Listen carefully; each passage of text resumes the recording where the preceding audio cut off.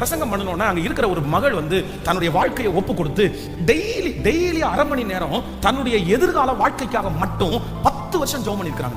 இந்த 10 வருஷத்துல ஒரு நாள் கூட ஜெபம் பண்ணாம இருந்ததில்லை. எந்த ஊருக்கு போனாலும், எந்த நாட்டுக்கு போனாலும், எத்தனை மணிக்கு போனாலும் ஒரு நாள்ல அரை மணி நேரம் தன்னுடைய எதிர்கால வாழ்க்கை எப்படி இருக்கணும், என்னுடைய வரப்போற ஹஸ்பண்ட் எப்படி இருக்கணும், அவருக்கு என்னென்ன குணம் இருக்கணும், அவர் எப்படி சர்ச்சில் இருக்கணும், அவர் என்னென்ன ஊழியம் பண்ணணும், எல்லாத்தையும் ஜெப குறிப்புகளை எழுதி வச்சு 10 வருஷம் கண்டினியூவா ஜெபம் பண்ணாங்க. ஆண்டவர் ஒரு திருமணத்தை வாய்க்க பண்ணினார், கல்யாணம் பண்ணிட்டாங்க.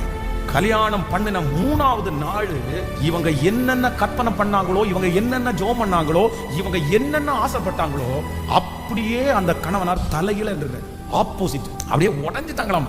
10 years 10 வருஷம் ஜெபம் பண்ணி ஆசைப்பட்டு விருப்பப்பட்டு இப்படி எல்லாம் நான் ஒப்பு கொடுத்து இவ்வளவு ஜெபம் பண்ணி எந்த ஒரு ஜெபத்தை கூட நீங்க கேட்கலையா? ஒரு ஜெபத்தை கூட கேட்கலையா? பிரச்சனை. அதான் அவங்க சொல்லும் போது சொன்னாங்க, இன்னைக்கு என் கையில இருக்கிற போன் மட்டும்